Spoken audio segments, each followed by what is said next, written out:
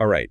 Ready to dive deep into spirituality today? Ooh, sounds intriguing. We're going to be exploring the core principles that kind of pop up across all these different spiritual traditions. Okay, I'm interested already. These are ideas that really resonate with people from all walks of life. Absolutely. And our guide for this deep dive is going to be this really interesting piece from Stoic.new. Stoic.new. Yeah, it's that platform. Oh, yeah. They're known for, tackling social issues head on. Right. And I think that's what's so cool about this piece is it connects those social issues back to these, fundamental spiritual principles. Exactly. It's almost like they're showing these invisible threads that connect our inner world to the world around us. It's like we're not just talking about, these abstract, Right. concepts. We're talking about how these ideas actually play out in the real world. Yeah, absolutely. And which most fundamental principles we keep coming across is this idea of self-awareness. Self-awareness. Really understanding your own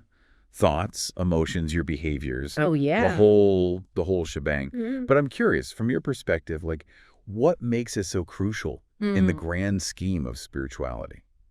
I think of self-awareness kind of like the bedrock.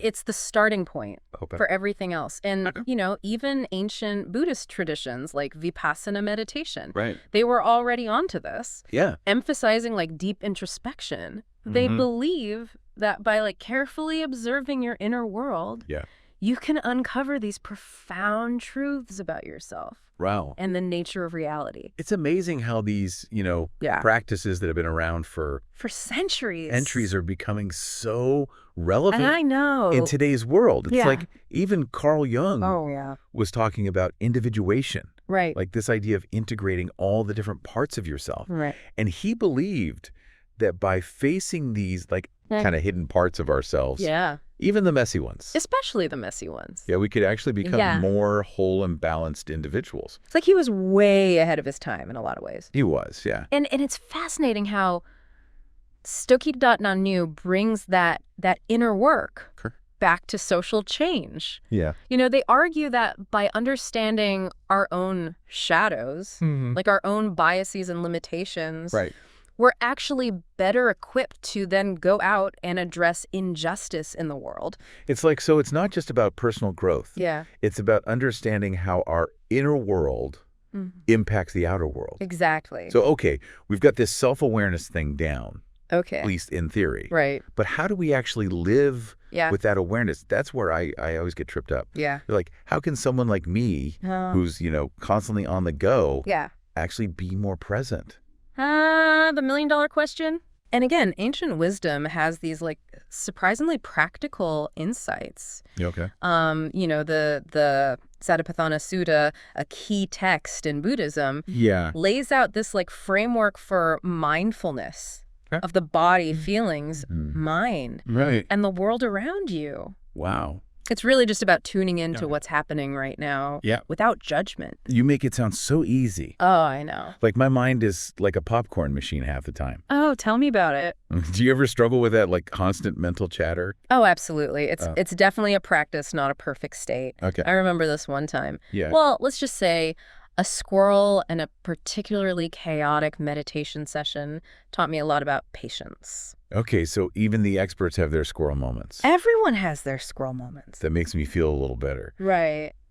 But, I do see the connection to practices like yoga and meditation. Yeah. Which are so popular these days. Totally. And they're not just about relaxation, are they? No, not at all. Yeah. They're actually really powerful tools for cultivating that presence. Okay. And Hinduism's concept of karma yoga actually adds another layer to this. Okay. It's about acting with complete awareness. Wow. But without getting hung up on the results. Oh, interesting. It's just do what needs to be done, fully present. Yeah. And let go of the outcome.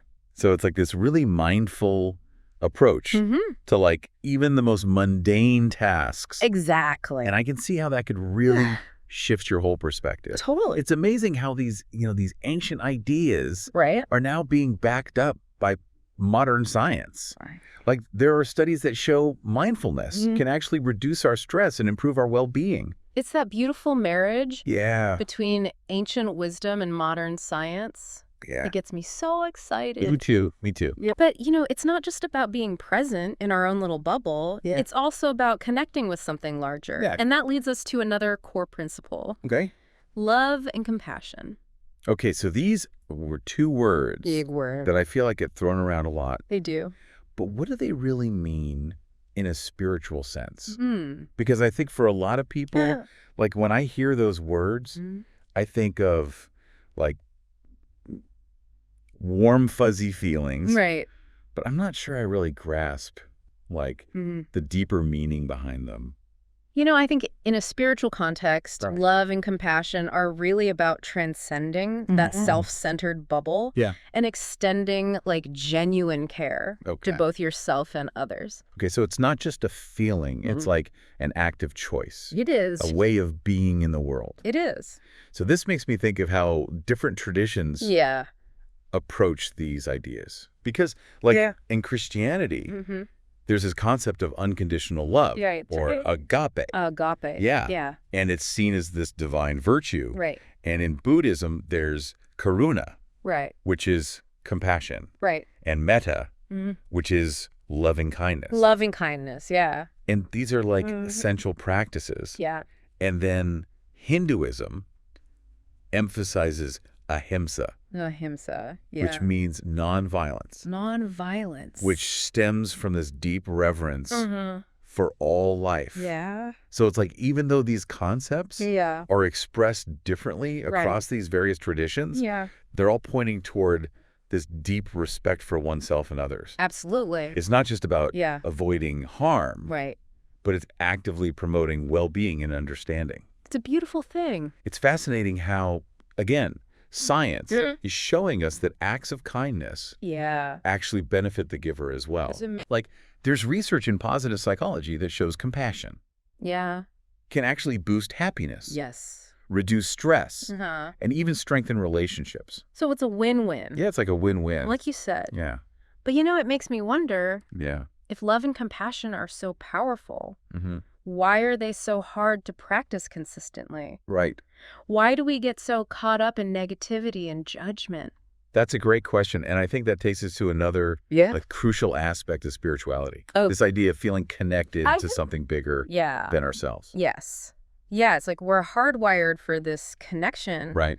but we forget how to, like, access it. Yeah. And that's where I think spirituality can offer some really valuable guidance.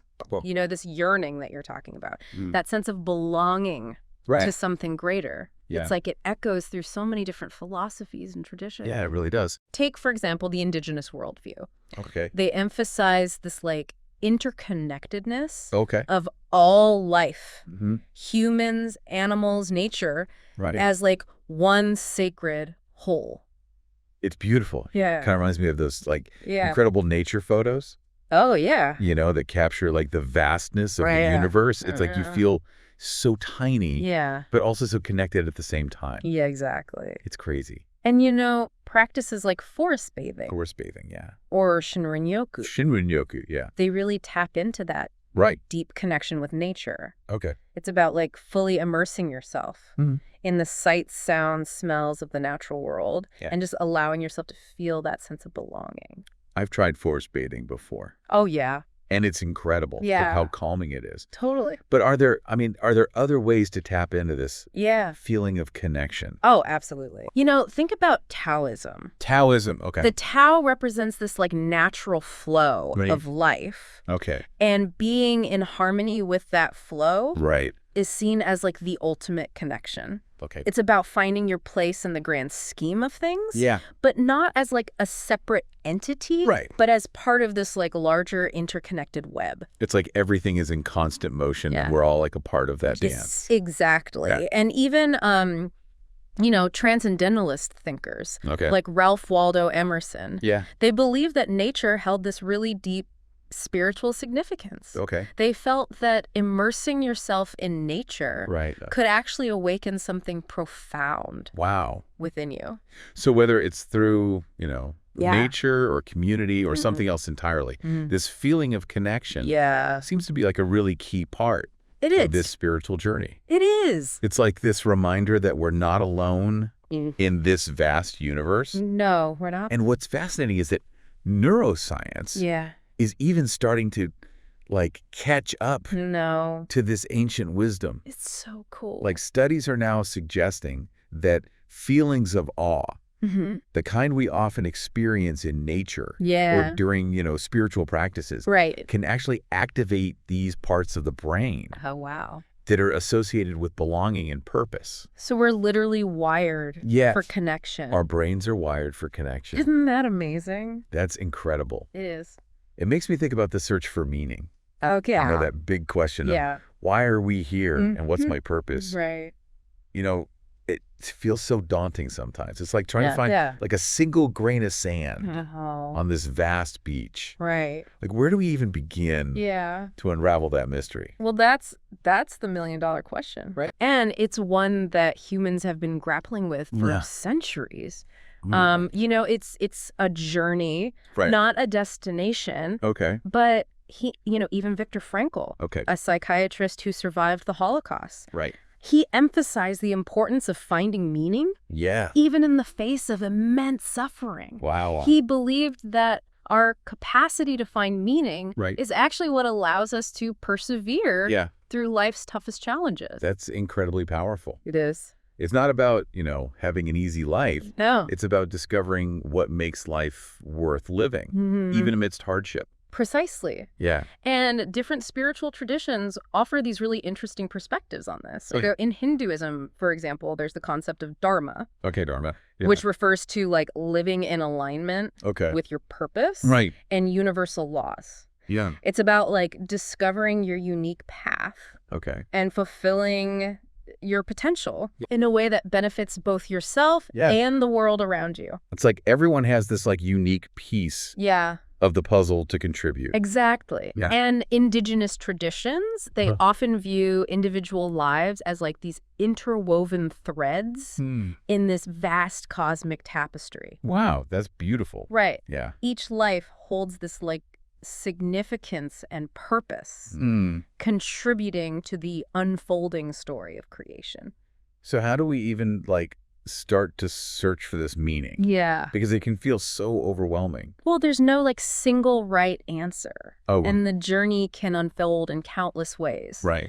Some find meaning through meditation, introspective writing, philosophical exploration, while others connect with it through service to others, creative expression, or immersion in nature. Yeah.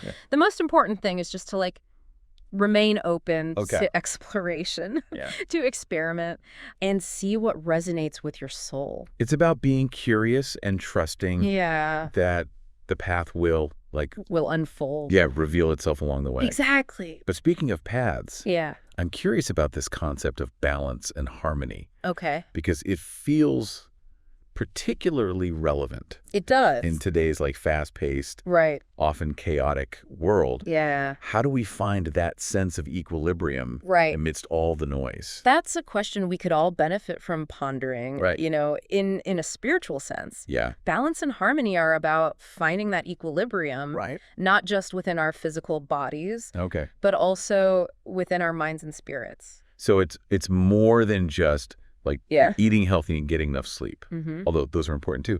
They are. But it's about cultivating this sense of inner peace and alignment. Exactly. Yeah. And this concept is embedded in so many spiritual traditions. For instance, Buddhism advocates the middle way.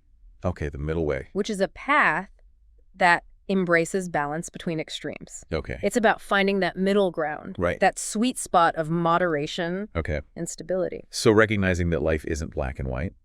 And a lot of times the answer lies in those gray areas. You hit the nail on the head. Yeah. And in Chinese philosophy, the concept of yin and yang. Right, yin and yang. It highlights the interconnectedness of these seemingly opposite forces. Right. Emphasizing their role in maintaining universal harmony. So it's not about eliminating one side or the other, but it's about recognizing their interdependence. Precisely. Yeah. And, Native American spirituality really emphasizes living in harmony with the earth and respecting its natural rhythms. Yeah. It's this beautiful reminder that we're part of this larger ecosystem, and that our actions really ripple outward, impacting the world around us. It's finding that delicate balance between our own needs and the needs of the planet. Exactly. And even in our modern world, we see this pursuit of balance reflected in concepts like work-life balance, setting healthy boundaries, and prioritizing holistic wellness practices. So it's about taking care of ourselves, physically, mentally, spiritually. Yes. And creating a life that feels aligned and balanced. It's a beautiful thing. It's interesting how like ancient practices like yoga and Tai Chi really embody this principle of balance. They do. Like beautiful. They're all about syncing movement with breath and intention, cultivating that flow and harmony within ourselves. So it's not about achieving like this perfect state. No. It's about striving for this inner equilibrium. It's this continuous process of making adjustments and finding that like sweet spot. It's a journey, not a destination, as they say. Exactly. But speaking of journeys, I'm really intrigued by the principles of gratitude and humility. Gratitude and humility, yeah. It feels like gratitude has become like this buzzword lately. It really has.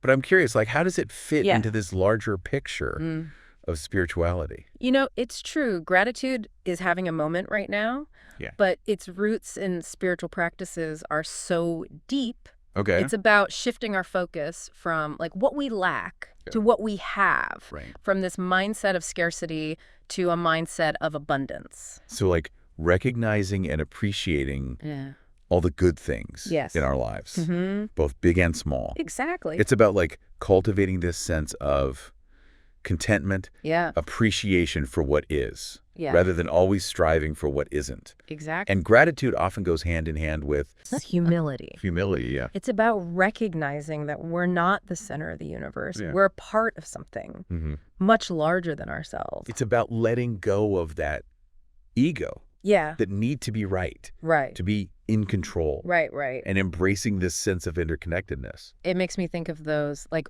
photos of Earth from space. Oh yeah, you know, like that perspective. It's like, wow, we're all just sharing this tiny planet together. It is a powerful reminder. And that perspective shift, I think, is where the magic happens. It's crazy. You know, it's woven into so many spiritual traditions. You know, Native American rituals.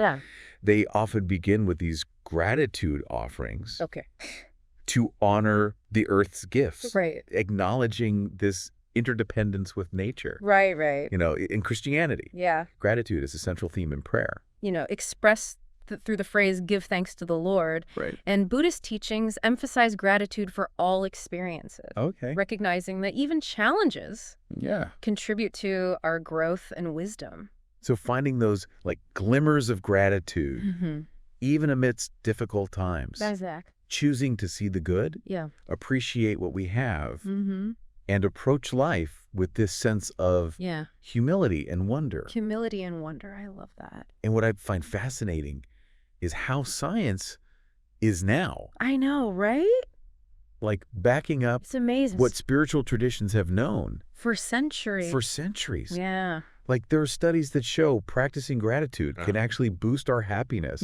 Improve mental health, strengthen relationships. That's a beautiful thing. So it's not just this feel-good emotion. No. It's like this potent practice. It is. That can transform our lives. And the lives of those around us. And the lives of those around us. It seems like all these principles we've been discussing, they're all like near connected, like each one. They're like threads in this beautiful tapestry. Each one contributing to the overall design. It's like self-awareness lays this foundation. It does. For compassion. Being present opens the door to connection. Connection fuels our search for meaning, and meaning guides us towards balance, gratitude, and a deeper understanding of our place in the universe. It's amazing how it all comes together. This deep dive has been incredibly insightful. It has. It's inspired me to think about how I can weave these principles more intentionally into my own life. I'm so glad to hear that. And as we wrap up, yeah. I want to leave you with a final thought. Okay, I'm ready. Imagine a world okay.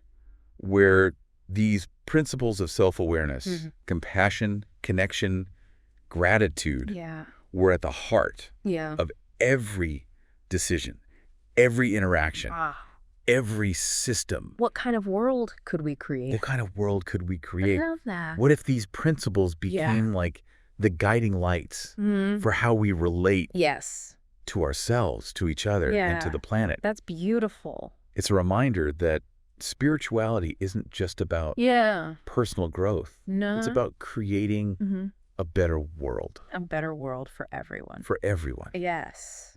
Deep divers as we resurface from this exploration of spirituality. Yeah. I hope you're feeling inspired to continue your own journey of discovery. Remember, it's a lifelong process. It is. Of growth, exploration, and connection. Keep diving deeper. Yeah. Be kind to yourself. Be kind to yourself. Be curious. Be curious. And never underestimate the power of these principles to transform your life. And the world around you. And the world around you, exactly. Thanks for joining us on this deep dive. It's been a pleasure. Until next time. Yeah. Keep exploring. Keep exploring.